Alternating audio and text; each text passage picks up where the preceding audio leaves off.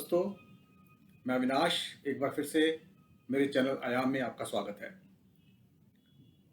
जैसे कि आप जानते हैं कि मेरा ये चैनल जो है वो पुस्तकों, कहानियों, कविताओं इत्यादि के ऊपर है और मैं चाहता हूँ कि मैं आपके साथ नई नई पुस्तकों का एनालिसिस, पुराने और आजकल के लेखकों के, हिंदुस्तानी इंडियन राइटर्स के की रचनाओं को मैं आपके सामने प्रस्तुत करूं, उनकी समीक्षा और आपको उनके बारे में जानकारी दूं।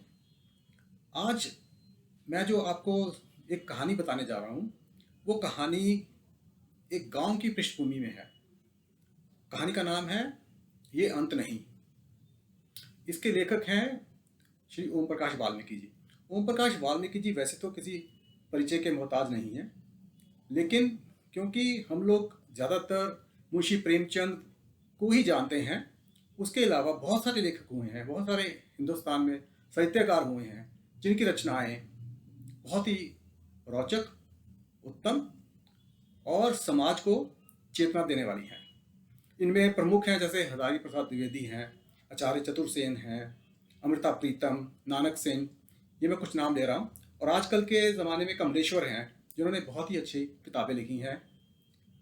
अब कहानी पर वापस आते हैं। ओम प्रकाश वाल्मीकि जी हैं जो उन्होंने जो कहानी लिखी है ये अंत नहीं।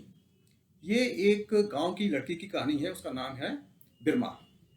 बिरमा अपने माता पिता के साथ गांव में रहती है, खेतीबाड़ी करती है, उनका हाथ बटाती है। उसका भाई शहर में पढ़ता है, हायर एजुकेशन कर रहा है वहाँ पे। और जब भी वो गांव आता है, अपने दोस्तों के साथ गांव में आता है, तो आकर वो लोग समाज में जो बदलाव आ रहे हैं, जो जात पात का भेदभाव जो है धीरे धीरे कम हो रहा है, सोशल जस्टिस हो रहा है, इन सब के ऊपर वो डिस्कशन करते हैं। इन सब संवाद में बिरमा अपने आप को बहुत ही घुटा घुटा सा महसूस करती है। वो देखती है कि अगर मैं भी अपने भाई की तरह पढ़ती तो मुझे भी इन सब बातों की जानकारी होती और मैं भी इस वाद विवाद में उनके साथ पार्ट ले सकती। लेकिन ऐसा नहीं हुआ। लेकिन वो अपने माँ बाप की पूरी तरह से मदद करती है। एक बार जब वो खेतों से वापस आ रही होती है और फसल का गट्ठर उसके सर के ऊपर होता है, तो रास्ते में जो गांव का जिम्मेदार होता है तेजभान, उसका बेटा सचिंदर रास्ते में उसको घेर लेता है और उसके साथ छेड़खानी की कोशिश करता है। बिरमा अपने आप को किस तरीके से बचाती है, उसके पेट में लात मारती है और वहां से निकल जाती है। लेकिन मन ही मन में वो बहुत ही गुस्सा महसूस करती है और अंदर से उसका ज्वालामुखी फट जाता है। उसको अपमान की भावना उसके अंदर घर कर जाती है। ये बात पहले तो छुपाना चाहती है, लेकिन फिर वो अपनी माता को और पिता को बताती है। उनके माता पिता, उसके फादर मंगलू और उसकी माता भी शर्बती, उसको सलाह देती है कि आप इसको आगे मत बढ़ाओ, क्योंकि हम इन बड़े लोगों के साथ हमारा कभी न्याय नहीं होगा और हमारी बदनामी होगी वो अलग। ये हमारी बड़ी सदियों से चली आ रही एक मनोस्थिति है कि औरत जो है अपने ऊपर हुए अत्याचार को इतनी जल्दी बताती नहीं है समाज को या पुलिस को। लेकिन अंदर ही जो उसका ज्वालामुखी भड़का हुआ था, अब वो शांत नहीं हो रहा था। वो अपने भाई कृष्णा को ये बात बताती है। कृष्णा बहुत आगू बोला होता है, लेकिन वो फिर भी संयम से काम लेता है और सोचता है कि क्या करूं। वो अपने सारे दोस्तों को इकट्ठा करता है, उनसे सलाह मशवरा करता है और वो सोचते हैं क्योंकि ज़माना बदल रहा है, हमें पुलिस की मदद लेनी चाहिए। वो पुलिस में जाके कंप्लेंट करते हैं, लेकिन दरोगा जो है उनकी कंप्लेंट नहीं लेता और उल्टा उनकी पिटाई कर देता है। तो ये उन युवकों का, जो कि नए ज़माने के युवक हैं, पढ़े लिखे हैं, पहली बार उनका वास्ता पड़ता है पुलिस की बर्बरता के साथ।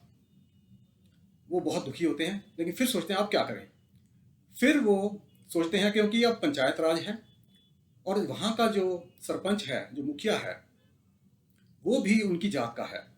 वो इस चीज़ को बिल्कुल समझेगा और न्याय करेगा। तो वो उसके पास जाते हैं, गांव के प्रधान के पास जाते हैं। गांव का प्रधान जो है वो तेजभान जो है, जो जिम्मेदार है, उसी का ही पिछलगू होता है, उसी का एक प्यादा होता है। अब वो जाके तेजभान को ये बात बता देता है कि ऐसे तुम्हारे खिलाफ, तुम्हारे बेटे के खिलाफ शिकायत दर्ज हुई है। तेजभान बहुत गुस्सा होता है और उसको कहता है या तो तुम प्रधान बने रहोगे, नहीं तो तुम्हें मैं वक्त देता हूं, आप इस मामले को चुपचाप से सुलझा दो और अपनी औकात में रहो, सबको बोल दो अपनी औकात में रहें।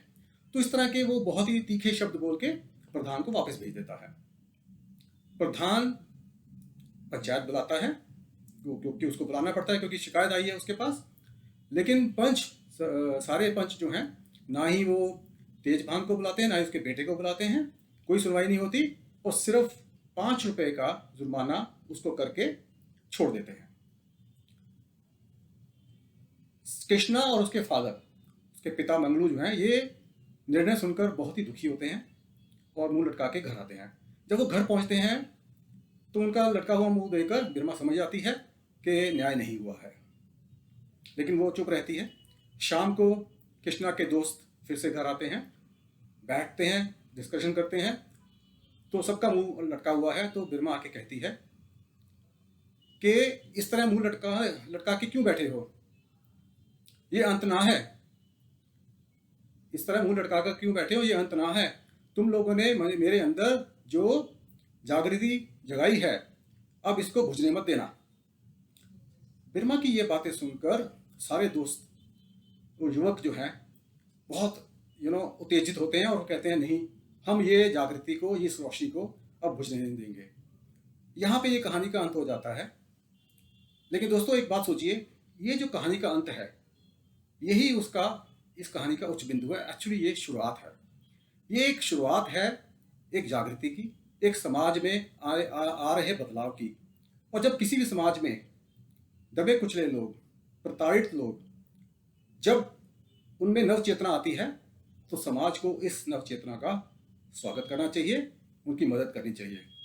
दोस्तों मुझे उम्मीद है कि आपको मेरी ये कहानी जो मैंने ओम प्रकाश वाल्मीकि की आपके सामने प्रस्तुत करी है वो आपको पसंद आई होगी और आप कोशिश करेंगे कि इसको पढ़ें, किताब लें और इसको पढ़ने की कोशिश करें ताकि आपको इसके और डिटेल के बारे में पता लगे। मेरा ये कहानी आपको कैसी लगी प्लीज़ लाइक करिए, कमेंट डालिए और मेरे चैनल अयान को सब्सक्राइब कीजिए। अगले हफ्ते फिर आपके सामने हाजिर रहूँगा एक किसी नई पुस्तक का या किसी कहानी का ब्यौरा लेकर। धन्यवाद।